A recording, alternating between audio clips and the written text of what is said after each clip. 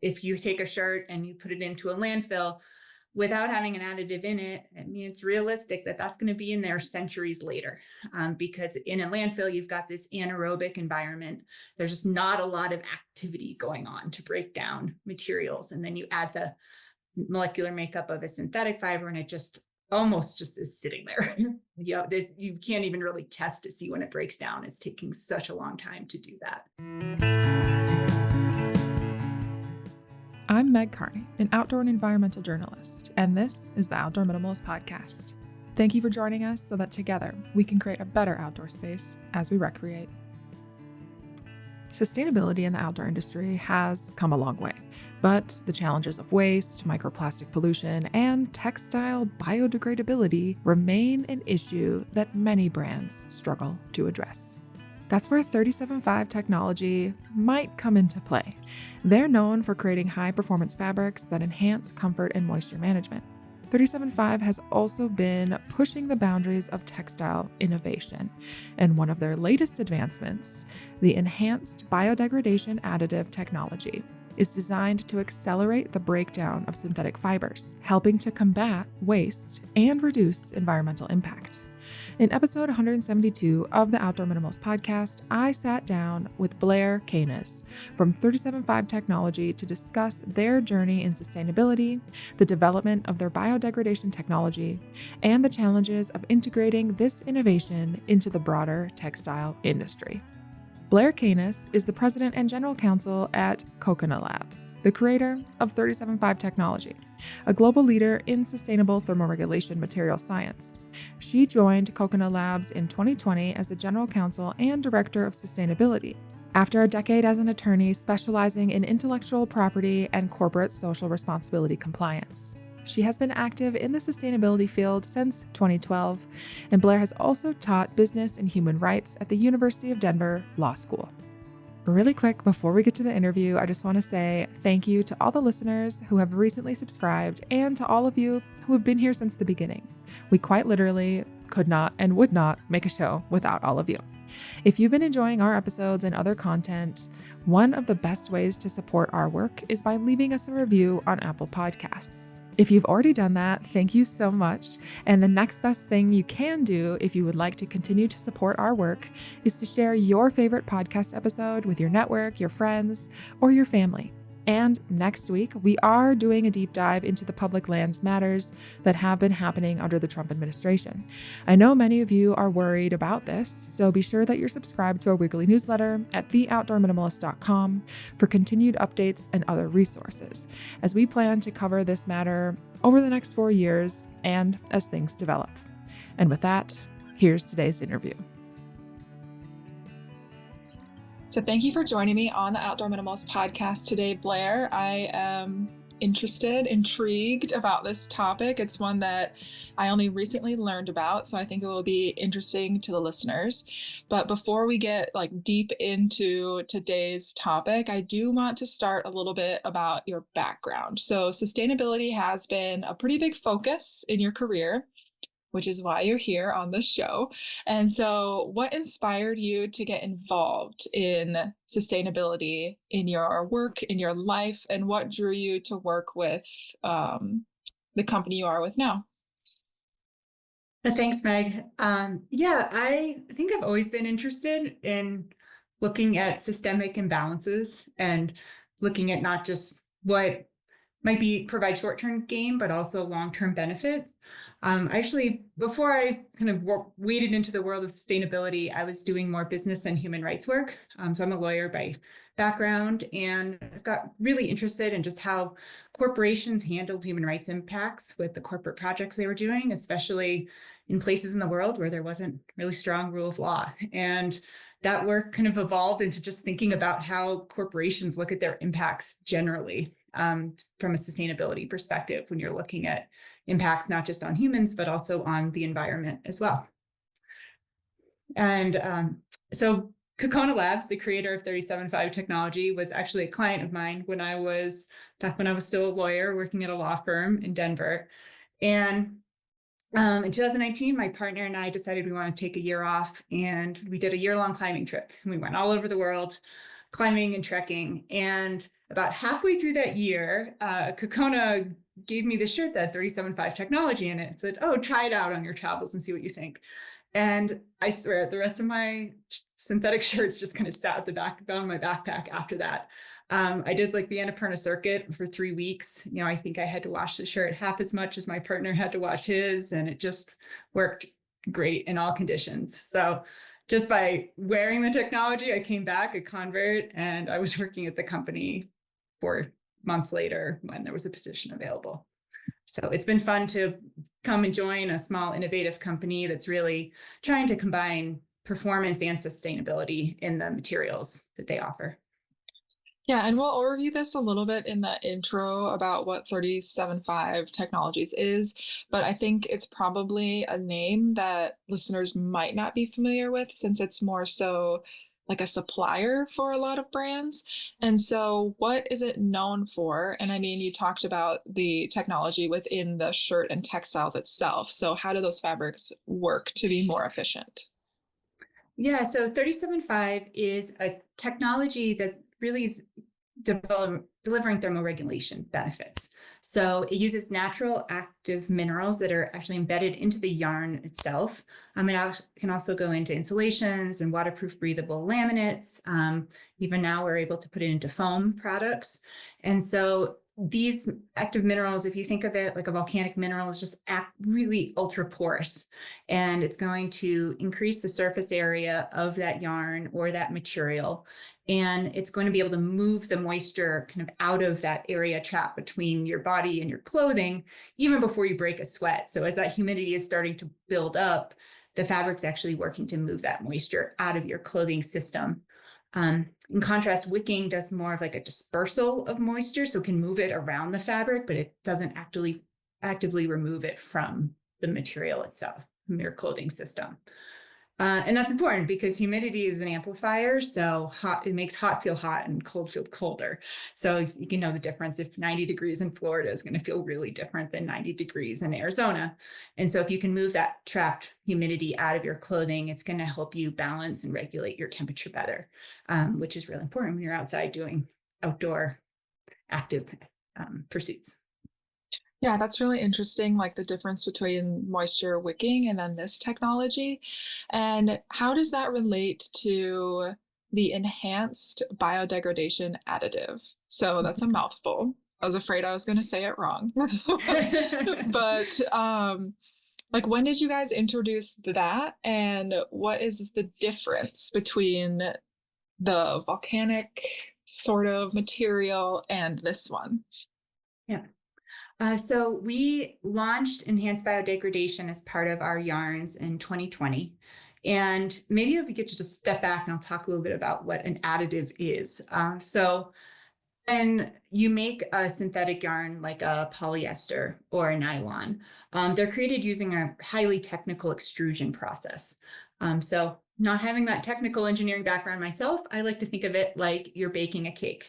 So you can take different beneficial additives at that point in the process and blend it in with the chip that you're going to use to extrude into the polyester or the nylon yarn. So at that extrusion stage, you can take things like our mineral additive for thermoregulation benefits, and you can put that in using something called a master batch chip. And then you can also do the same thing using an enhanced biodegradation additive, using a different type of chip. And then when you take that and put it with the polyester or the nylon chip you're using for that, it can be recycled or it could be virgin. You then heat it up and you extrude it out and it becomes a fiber or filament yarn. And so they're distinct and different additives, but they're added at the same point in the extrusion process. And would they ever be added like simultaneously, or is that not possible to add both at the same time? We are working on that, but we don't, as of right now, they are added separately in the different products. It's not the same chip that delivers both the additives.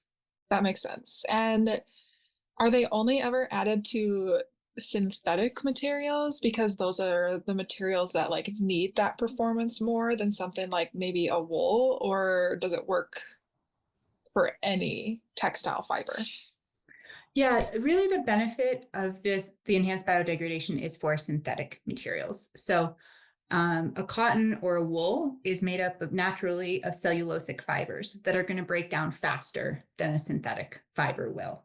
So polyester and nylon, they're engineered to be really durable. It's why they're used in a lot of active gear, but there's end of life challenges that come with that. So when you look at testing showing biodegradation rates, it takes much longer for a synthetic or a nylon material to break down in a landfill environment than it does a cellulosic material like a cotton or a wool. So the idea with the enhanced biodegradation additive is it's going to speed up that biodegradation process for a polyester or a nylon. So if you take a shirt and you put it into a landfill, without having an additive in it, I mean, it's realistic that that's going to be in there centuries later, because in a landfill, you've got this anaerobic environment.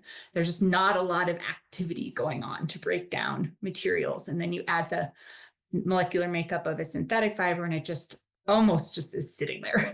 You can't even really test to see when it breaks down. It's taking such a long time to do that. But with the enhanced biodegradation additive, you can actually speed up that rate from centuries to decades based on the testing that we've seen. So it's, I think that it's really important to just note that we're not saying this is the solution to textile waste.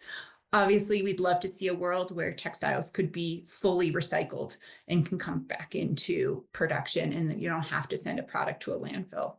But the reality is that although there's strides being made there, we're a long ways away from that happening. There's still, I think based on the most recent data in the US, it's only like 15% of textiles that are actually recycled. Most of them, the reality is they're going to end up in a landfill after their end of use. And so this is a way that until the recycling industry catches up and we can have a world where we're just looking at textile recycling as the norm, this is a way to prevent these products from sitting in landfills and becoming kind of plastic pollution for centuries.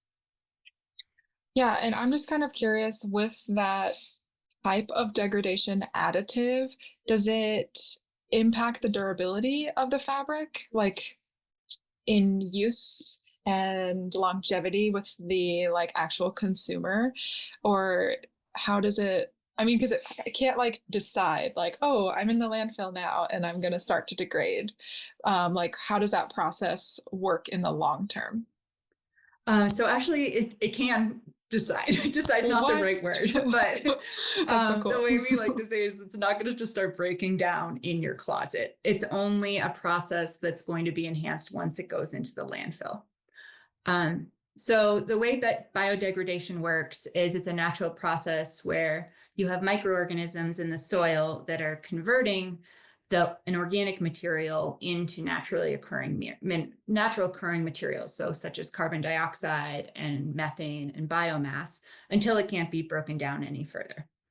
And so the method and the rate of that depends on the conditions. If you have a landfill in Sweden, you might have very different degradation rates than a landfill in Ecuador. So what the enhanced biodegradation additive does is it actually will enhance the ability of microorganisms that are already present in the landfills, in the soil, to secrete specific enzymes that help them break down synthetic fibers like polyester or nylon. So it's interacting only with the microorganisms already in the soil, which is why it's not going to start the process happening faster in your closet. It has to already be in that landfill environment to speed up the biodegradation process itself. Science. Yes. So fancy. That's so cool. It kind of reminds me of like just the general composting process, I guess, but not exactly the same, because I feel like composting needs a very like specific like oxygen carbon balance, whereas like this sounds like in most landfill settings it will still speed up the degradation, even if it wouldn't necessarily be the same everywhere, like you're saying. Yeah. So I just wanted to pull up this juice or make sure I was saying it right, because composting and this biodegradation process are quite different. So a composting process is a specific type of biodegradation, but it's what happened when oxygen is present. So composting is when you have an aerobic environment, whereas this is happening in the anaerobic environment of a landfill. Oh, perfect. Yeah, I'm glad that you made that distinction.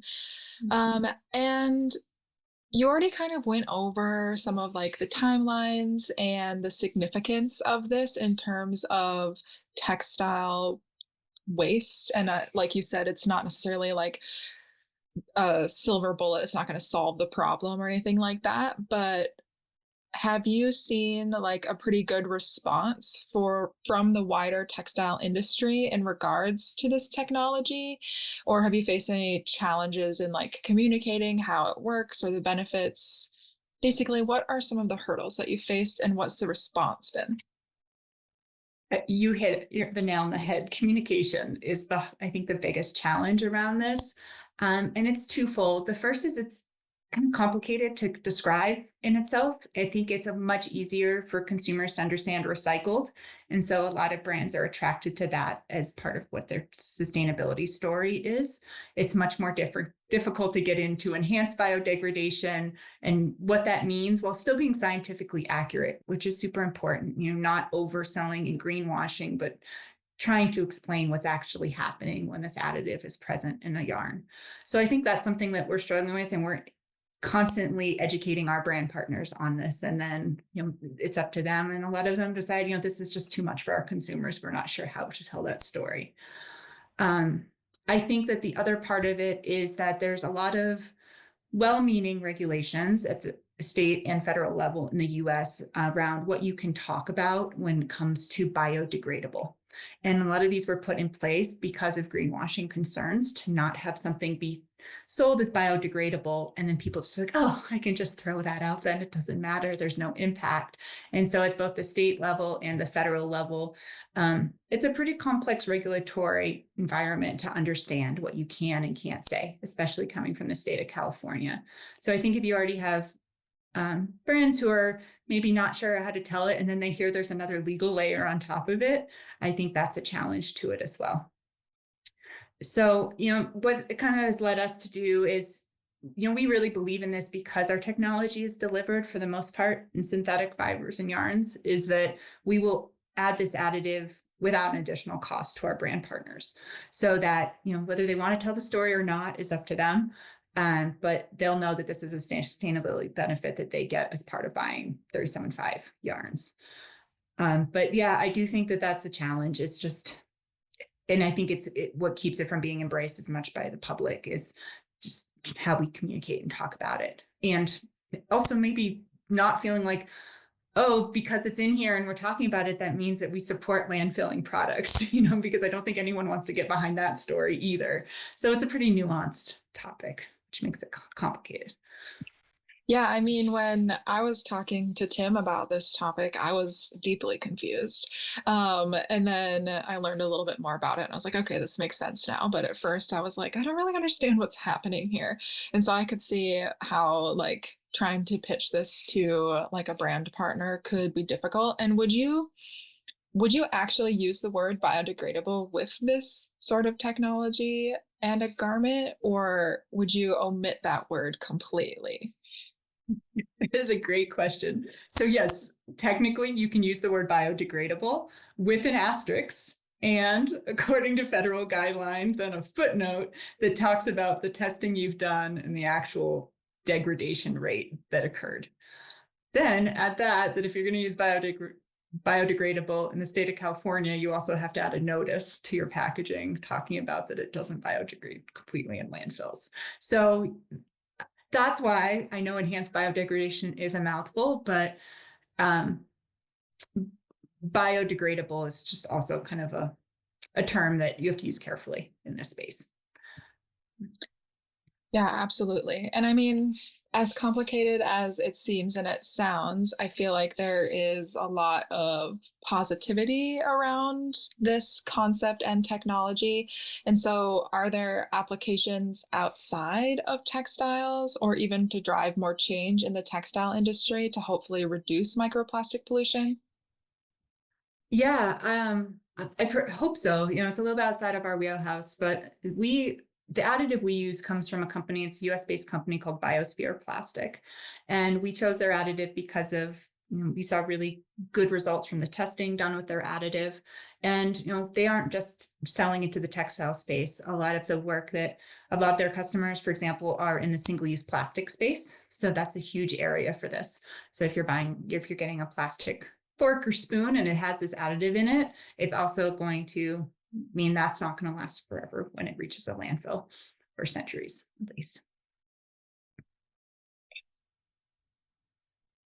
Yeah, integrating it with single-use plastics is an interesting concept, and I feel like that could be like pretty widely accepted, but also could be like a really nice excuse for like larger corporations, you know what I mean? Like Coca-Cola or Pepsi-Cola or something, like people who already really lean into recycling, and like it'd be like another like, oh, look how nice this is and how good we are doing. I don't know, more into that greenwashing space, like you were saying. Like I feel like it would be easy to greenwash this sort of technology.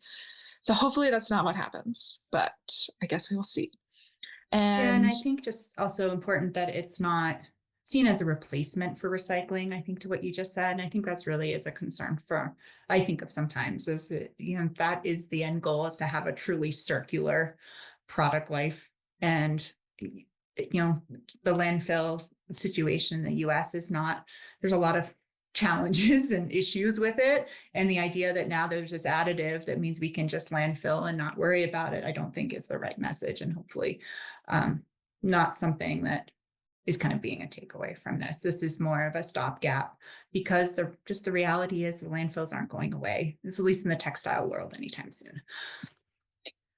a sad reality and truth right there.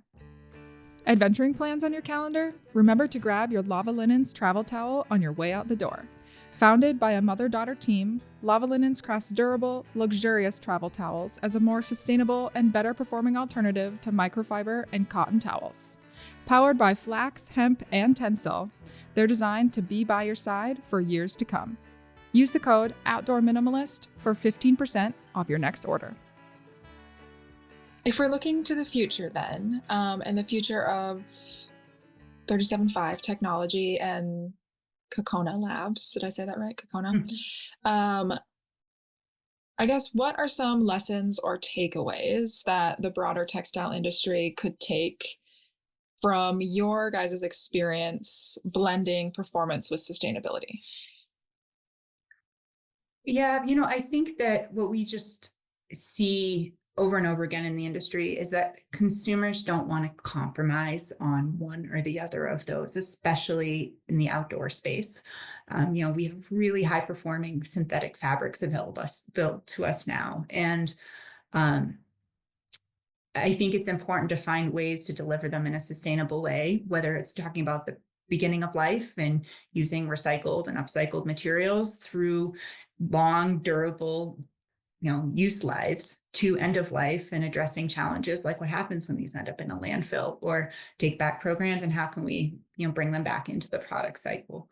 But I think there's just never, I don't think we're going to find a place where people are willing to move, for example, all to natural fibers, especially in the outdoor space. I think that there's real benefits that synthetics provide, but we've got to balance that with, looking to the best sustainability profile we can for some of these materials. Yeah, absolutely. That performance piece, I think, is difficult to deviate from in the outdoor industry, like you're saying. Is there anything else that you want to add about 37.5, Kokona Labs, or anything like that? Well, I guess maybe the last thing I'll add, not to add an additional level of complexity that's not needed to this whole topic, but I think the way at least I look at this topic is that the end goal is not just enhanced biodegradation, because if you take a synthetic material and you're going to speed up the rate it biodegrades, you're still left with something at the end of that process. And the reality is two components you are left with are CO2 and methane, which you also don't want just more of that being generated from landfills with no way to capture it and reuse it as renewable energy and have it escape into the atmosphere. So I think a larger part of this puzzle, one outside maybe our control, but something important for listeners to know, is that the best cycle here would be if there is a way to take things that are going into a landfill that are made out of a synthetic fiber or yarn, enhance the biodegradation, but then have that landfill be engineered in a way that it has methane and CO2 capture mechanisms in place, that can then be turned into clean energy, that it's not going to be contributing to climate change.